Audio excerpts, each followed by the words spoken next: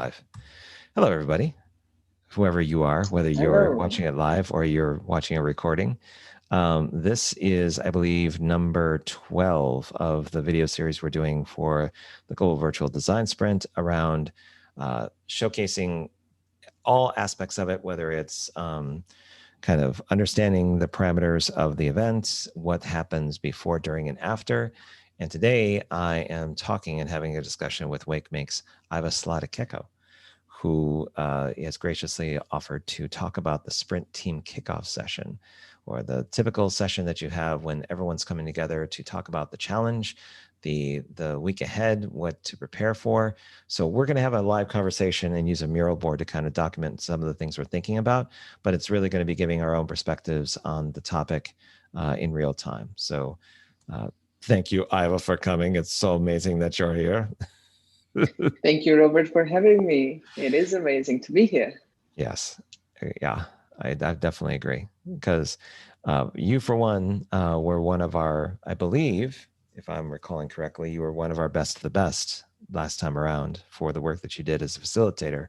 So I'm really keen to get your perspective on how you saw, especially the sprint team kickoff session, and how you constructed it. Because I got some behind the scenes look at some of the mural boards that you had done in the past. So I'm looking forward to showcasing that as part of this conversation.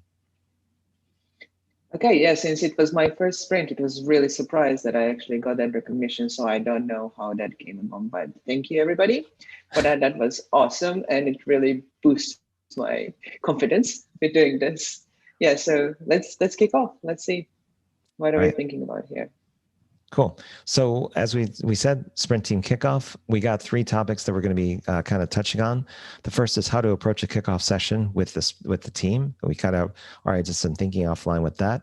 What you should see in an amazing kickoff session whiteboard, with the elements and the different aspects of it. Then finally, how the team should feel after a successful kickoff. If everything went well, kind of went to plan, and maybe even more so, we're going to get Iva's impressions of what she experienced and what she feels would be like a good jumping off point, and what kind of thoughts and feelings and enthusiasms are there with the team after you get it done right. But let's start with approaching a kickoff session. And when we were talking about this, we were kind of writing down some things and thoughts around this. The first was Iva's about connecting with people. And you wrote down here, like giving everyone some time to talk first and share their story, making sure that everyone's feeling heard, valued, and appreciated and respected.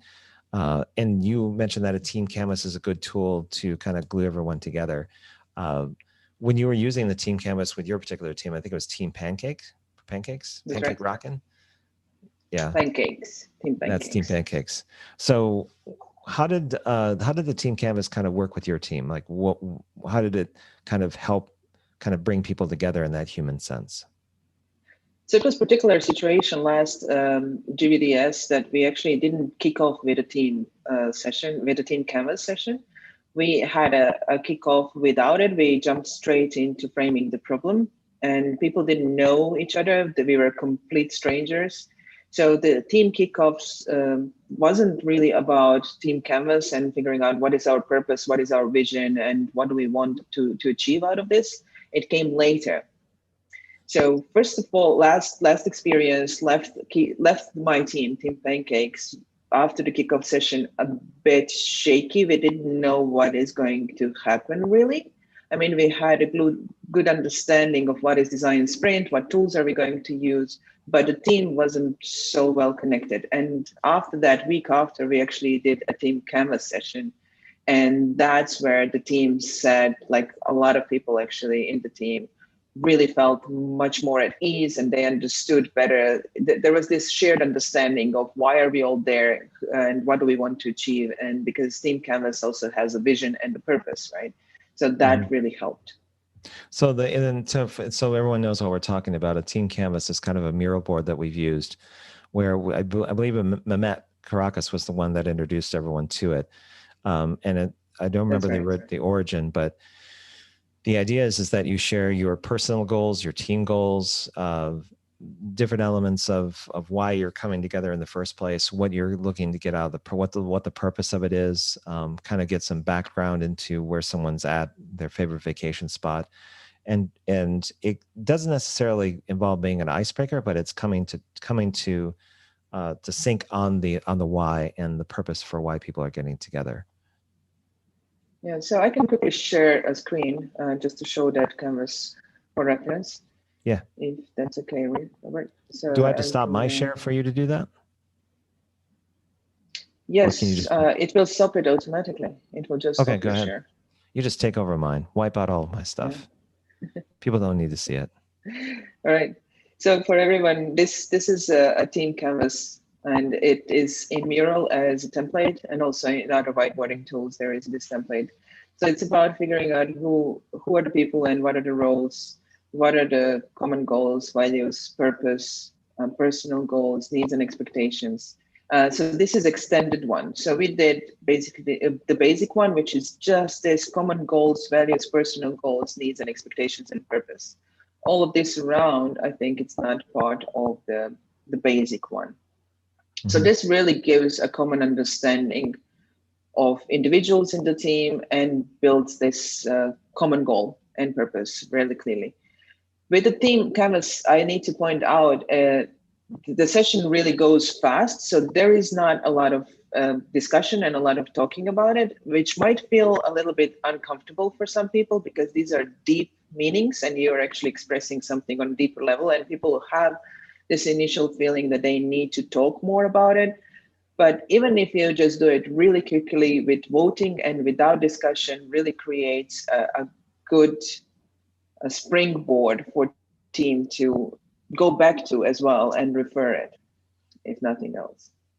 I noticed there's something I didn't see on the one that what was it? Sandy Lyman constructed the dark mode one. There was something about strengths and assets, which and also roles and responsibilities. I'd actually put those on both sides because I'm a big fan of understanding people's strengths, because those tend to come out in the session as well. So I know I have Mural 2. I may go and look at that and rejigger it slightly for the team canvas for 5, just so that there should be a discussion on what people do well, so that when it comes to constructing something, whether it's some sort of prototype or some sort of artifact, or it's something in the dash, if somebody is really good at kind of doing something entrepreneurial or something in that experimental thing, it's worth noting so that people have an idea of what people are coming to the table with. Yeah, I totally agree. This is really important to see and map it down right in the beginning. Yep, absolutely. So team canvas. Then we also had, we talked about preparation will save you a ton of stress and time if done in advance. I'm a big fan of preparation. Sometimes, to your point about having a human connection, it's kind of figuring out who's coming to the table, looking them up on LinkedIn, maybe doing a Google search and finding out what they're about. Not that you want to bring up something that they post on Instagram as like your opening volley into getting to know them. It's like, so I know, Sir, you like to hunt and go barbecuing. Well, that may be okay, but try to keep it somewhat professional. Then there's the 2-page sprint brief that kind of encapsulates the challenge that you're thinking about. It's a good way for a facilitator or even a sponsor or an advisor to kind of construct the narrative around the why or the goal that you're after. And then the roles that everyone's going to be taking on in terms of their contributions, expectations, their attendance, what they're going to be focusing on, what the role typically does for both the design sprint and the dash. I think it's important to kind of clarify those things so that people just don't check out after Tuesday when they think, oh, just design and development are going to do everything, which is a big mistake. It's knowing when somebody steps up to the plate and when they have to kind of be the sort of like the leading actor in a particular activity beyond just the facilitator kind of moving through everything.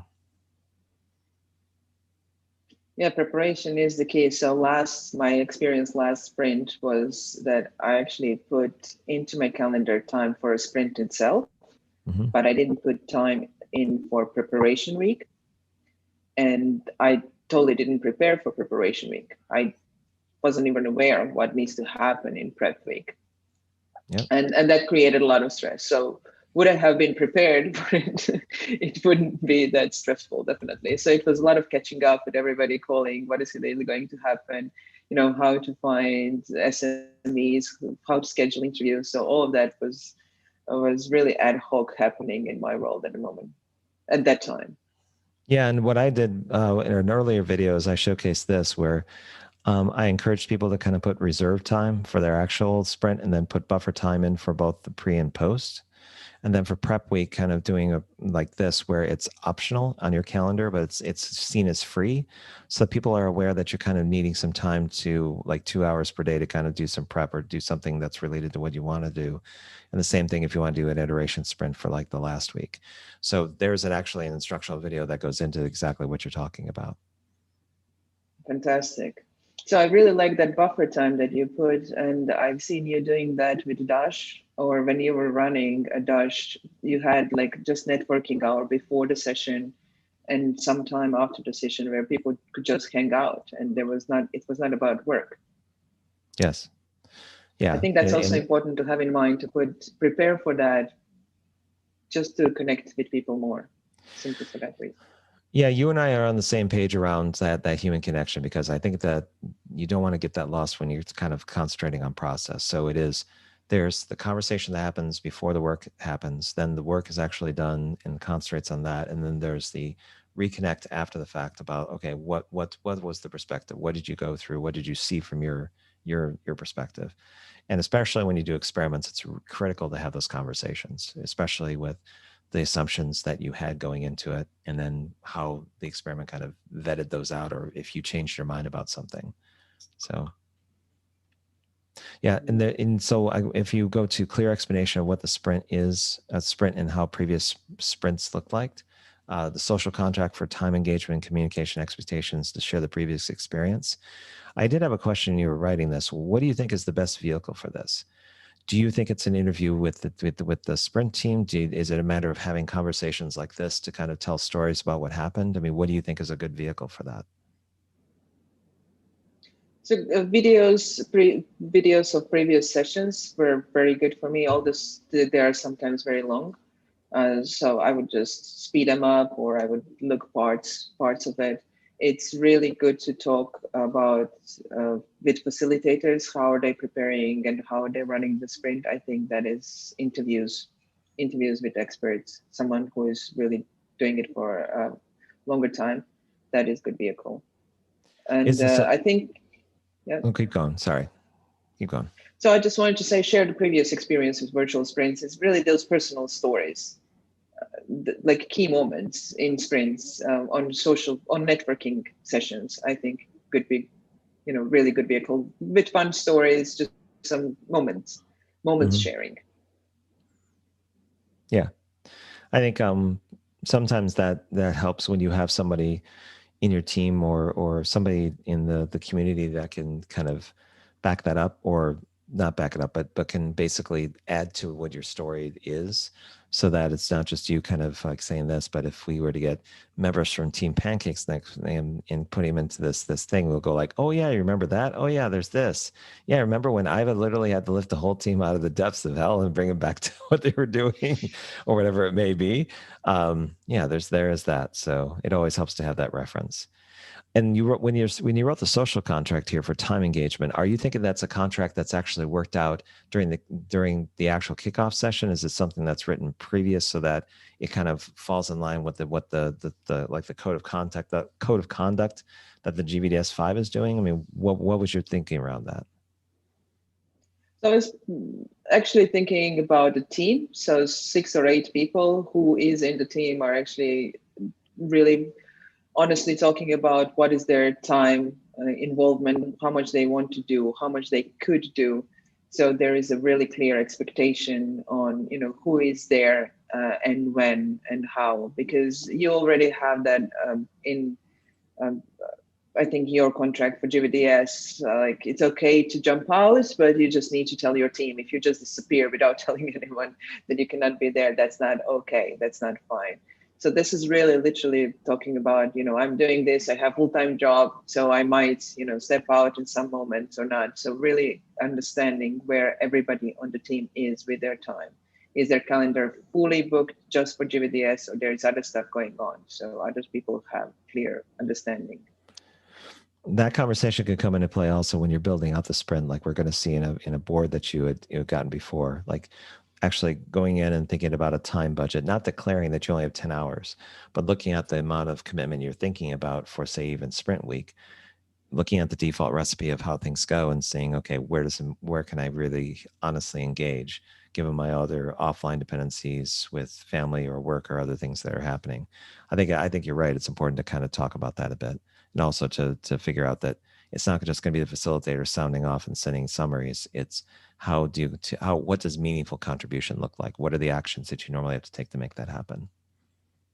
That's right. And also regarding the communication expectation, right? So sometimes, I mean, this is virtual world and we're working in a virtual world. If you're not commenting on things and if you're not present, it's like you're not there, right? If you're not on Slack, if you're not commenting on the summary of the session, if you're not putting in assignments, if you're not adding stuff asynchronously on the board, if that was agreed, you're not present, you're not there.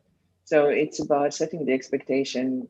Okay, just reply. When you're asked to reply, clearly reply and send your reply back. Be present in those communication channels. That is critical to agree on. And then for the tools and comms that you wrote, the next one is like setting up the communication channels. Part of that is a recommendation from the event on what to use. And there's going to be a default set that we're going to kind of push forward and saying, like, if you want to kind of go in this direction, this is to make it easier for you. Here's some defaults. But making sure that everyone understands when you use email, like email would be summary or Discord would be chat, or if you're just going to use WhatsApp, and having those conversations around what everyone feels comfortable doing. More or less, it's what people are used to, and some people have some bandwidth to try something different. But I think it's something that you have to kind of work out, especially with what you said about setting up space for shared documents and design artifacts.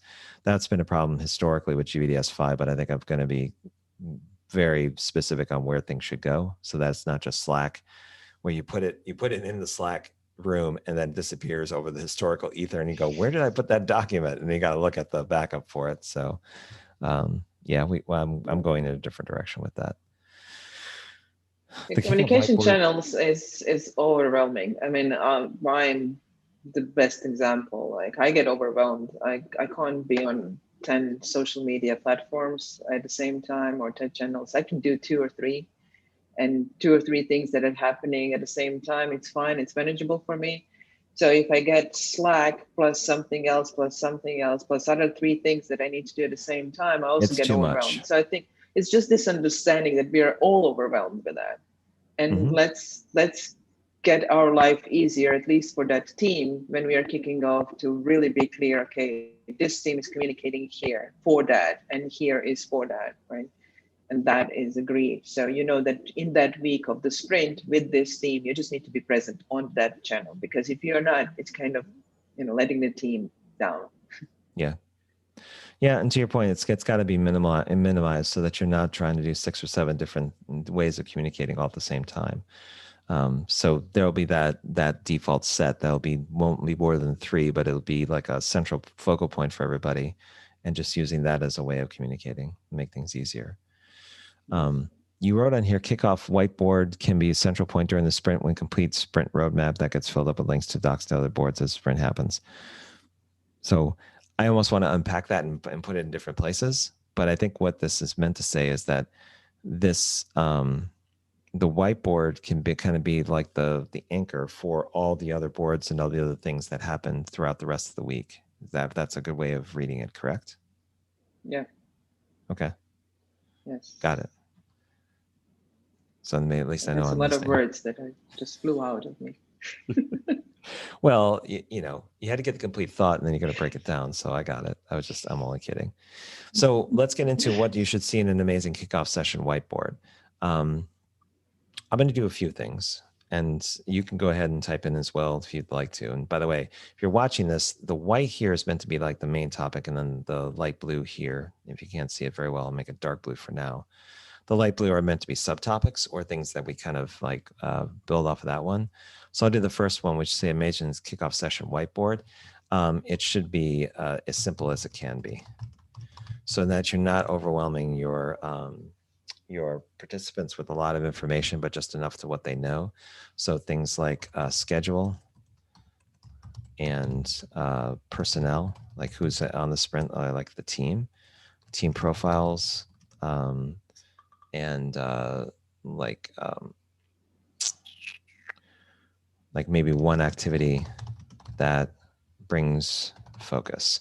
So this could be constructing the sprint or team canvas, but just one activity that you're asking people to do within that 60 to 90-minute session. It's more or less trying to keep things just minimal in terms of their engagement so that it's still forming a purpose, but it's not necessarily trying to do everything that you would normally do in pre-work in a 2-hour set, because people just aren't prepared for that. So that would be one. Do you have anything that you want to add here in terms of an amazing kickoff session whiteboard, or would you like to show us something that you've constructed? So basically, I used the Kickoff whiteboard as a team central board. So it was basically a living room through the sprint where all the other stuff were placed in. Okay. Were you were thinking of that? Yeah, the one that we saw offline, Yeah. the one that you were showing me. Okay.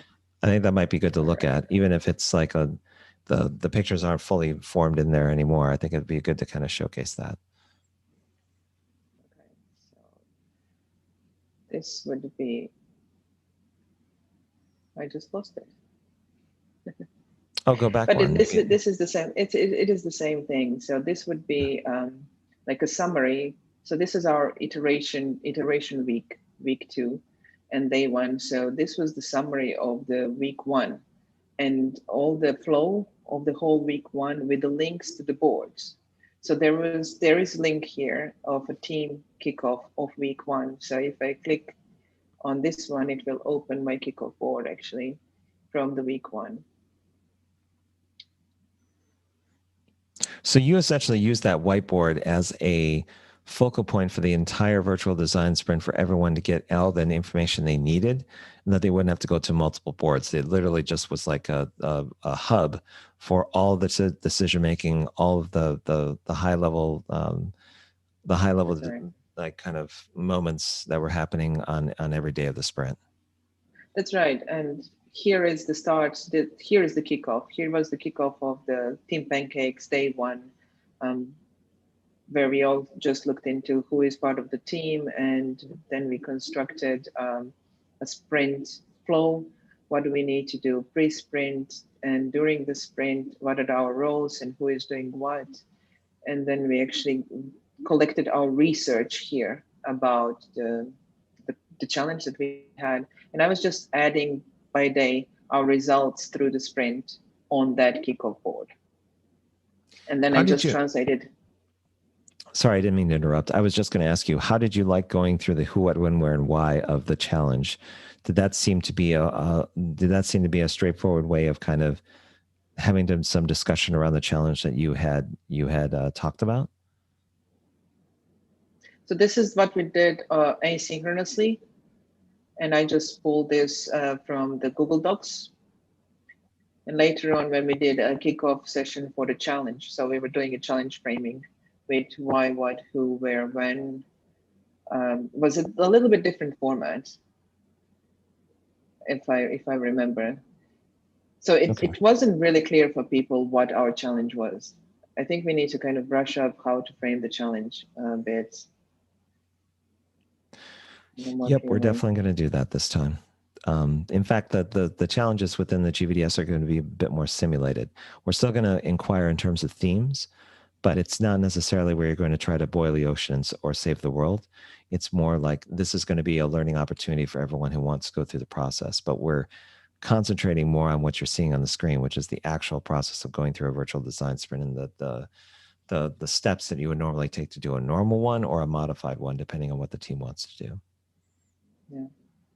So what is good with this approach, if you are actually having the whole sprint here, the offline work is also supported with videos, and in the instructional videos how to do the offline work. So all the links are basically here, and my team really loved this approach.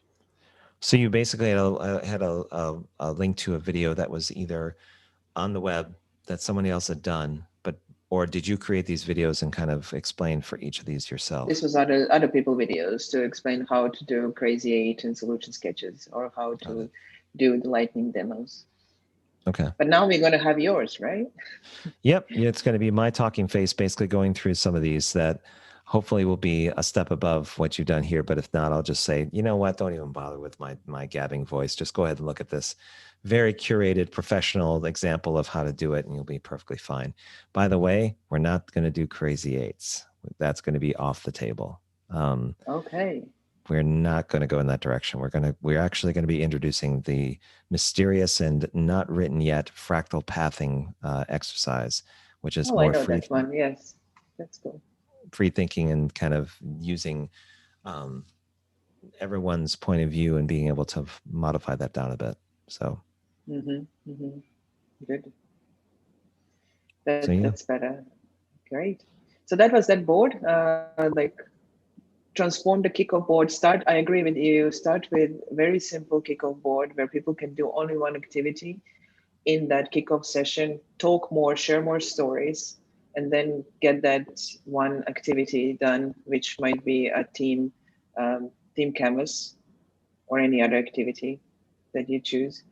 And then you can keep that kickoff whiteboard as a central whiteboard where you actually add all the output and the whole um, sprint roadmap basically to it. Mm-hmm. So it's easy to reference it. I look at it as a kind of a living room for the team to meet during the sprint. Always go back to the same room, to that same board. And it also feels like it's a scrapbook. Like it's basically like you're on a road trip, and you're basically collecting the artifacts and the things you discover. So it's almost like a research road trip. But as you do so, you're collecting the meaningful things, so that this becomes like a historical narrative of everything you've gone through and discovered. Yes, that's right. Scrapbook. That's a good word. Mm-hmm. Scrapboard. Maybe we can call it a scrapboard. Scrapboard. Yeah, a scrapping board or something of that nature. So just really quick, Iva, do you have something straight up at the top of the hour that we have to break now, or can you hang out for a little bit? I have another call which I can postpone. Okay. So I'll only take 5 or 10 minutes. Yes, I'll just do that and move it a bit. So I guess the one thing I can add to this beyond that is like that it's extensible. It's an extensible modular nature, meaning that you can basically add things to it, similar to what you just did. Like you can add research, like kind of like documenting how pre-work, whatever that may be, and also like preliminary exercises done in advance, because some people want to go ahead and tackle the long-term goal, the sprint questions. They want to go ahead and put their 2 cents in and kind of work through the problem before everyone else does. That has good and bad traits to it, but sometimes you just have to kind of say, wait until the day it happens. But if your whole team wants to kind of really get into the nuances of it, you can always go that route. Mm-hmm. So since we're running out of time, let's do how the virtual design sprint team should feel after a successful kickoff.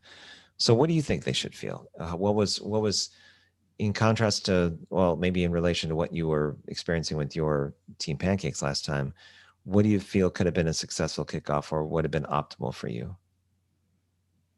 So my team pancakes really use this word, like, I feel we are a family. After 2 days being together, that we felt like, okay, we are so connected and feeling so cozy that we can share things and do work at the same time. And it was okay to be just as you are. If you're tired, be tired. It doesn't need to be completely crazy and energized. And understanding that where we are at and appreciation of that state, whoever is there, appreciation of showing up. I think that is the critical thing. Like, really be grateful that people are showing up and to do the work together with you at that time. And that gives us energy. I think that creation together, when you start creating together and seeing things appearing on the board, the minds get simply connected, and this collective creativity is actually boosting the energy a lot. I mean, nothing connects people so fast as creating together, in my view, especially when they see that appearing in tangible format on the screen at the same time. That is so energizing. That's really interesting. I think there's a couple of things, like being grateful that people are showing to do the work is what you said, and understanding and appreciation of the professional work people do, because then you may have somebody who's an accountant that comes to the call that you're introduced to, and then you're like, oh, an accountant could actually have a take on something related to the challenge that has a different way of going about it, but they also wouldn't tackle like a designer. They would actually try something a bit different. I think you tend to gain a little bit of respect for what people can do and what their abilities are, especially if they're willing to share and kind of showcase what they know. The other thing I'll put in here is that they feel informed, or informed, and or feel I wouldn't say hopeful. They feel like the challenge or the idea is reachable or tangible, so that there's the sense that what you're going to be doing can have some practicality to it, but that you will actually put enough effort in so that you're going to understand it better, but potentially see a way forward that can help, especially if it's a project of social good, or it's something that's trying to help people, or really trying to move the needle forward on something significant. I feel like those kickoff sessions are the first step to kind of realizing where things can go as a team. Is there anything else we can put up here for the last one? There is something about learning, and I don't know really how to frame it, but people need to feel that this is a learning process. It's not something that you tick the box off. It's like explorational and really experiential learning. It's about that. It's about finding a new path to a problem that might be there for a while, and it's also a new path with new people completely. So it's an immense amount of learning that happens in a sprint week with strangers. Okay. And so that openness to learn and openness to new things that are coming up. So not being just stuck to the process of the sprint, which actually just helps us learn faster. How about that? I think that's perfect. Good. My tire brain succeeds. We're in a good place. You're fantastic indeed. Okay, so to review really fast, what we've done here is we discussed some approach to a kickoff session with a virtual design sprint team, some things that you should probably keep in mind, some things that are normally part of a really good kickoff that you can consider, like a sprint brief or making sure that everyone's felt heard. All of that's there. What you should see in an amazing kickoff session whiteboard. We went to a couple of things, but really we looked at what Iva was showcasing in her last kickoff session, like kind of design sprint whiteboard hybrid that kind of set the tone and the anchor for the rest of the team to kind of concentrate on the work. And then how the virtual design sprint team should feel after a successful kickoff. We had plenty of ones down here. It's being grateful and an understanding appreciation of what people do, feeling like a family, this is experiential learning that you can kind of wrap your arms around. Yeah, I think there's a lot here that really kind of showcase not only your views on this, but probably if someone's coming into the GVDS for the first time, can take a look at this and get a feeling for what they should expect out of a kickoff session that's done well. And especially if I'm leading it, if I'm doing my job right, because I'll hold myself to a higher standard than normal, just to make sure that everyone's on the right page. But yeah, I mean, what do you think of this list, Iva? It's pretty good. I think I'm also, like, I had a few aha moments. Like, I wouldn't create this list. I wouldn't be able to create this list on my own. So thank you very much for this opportunity. It's great. Yeah. I think when I summarize this in the summaries on social media, I'll put a couple of these in here so that I think people can get a taste of what's on the board rather than just a blank explanation like I did with Sandy, so that people will figure out like what the context of our conversation is. But I know you're at the top of the hour. You've got places to be, so I'll stop going like this and say thank you very much for joining for the conversation, Iva. I really, really liked it. I think also it gave me some ideas. My aha moments were constructive in terms of like going back to like the kickoff session boards, like the team canvas, and kind of retrofitting that, and also how I could approach the construction part of the design sprint process for new teams. So yeah, I got a lot of to-dos, but they're all something I'm excited to do. So I'm really happy we talked about this. Thanks. My biggest aha moment was the calendar part. So I'm going to take that on. I'm going to book my calendar, watch your video, and definitely do that prep part on the time, and actually also set a buffer time to have a social moments around the sprint sessions. I think that is critical. And by the way, we're planning a networking session for you next week. For me, it's 8 a.m. Central Time, but you're also going to have it locally there, which is 9 a.m. Would it be 9 a.m. your time, or is that not It's accurate? 9 p.m. It would be Okay. 9 p.m. my time. So we're going to be putting that out. I'm flexible with that, so it's okay to move it. Well, okay, but if you don't want to be up in 5, right? Well, I'm gonna look as best. I mean, I may have to turn this light up really bright so it takes out the dark circles under my eyes so that they're not that apparent. But we can always, if it can go a little bit later than 8 a.m., then it's a little more easier in terms of like getting my consultant here up to speed with his breakfast and his school. We'll talk about it offline. But yeah, we'll be advertising that for next Wednesday so that you can meet Iva in person. I think you have an activity planned on kind of framing a design sprint properly, so that should be pretty cool. But again, thank you very much for the conversation, Iva, and hope the rest of your day goes well out there in Hong Kong. Thank you very much. Have a great night. All right. Thanks, Iva. I'll talk to you later. Thanks, Robert. Bye.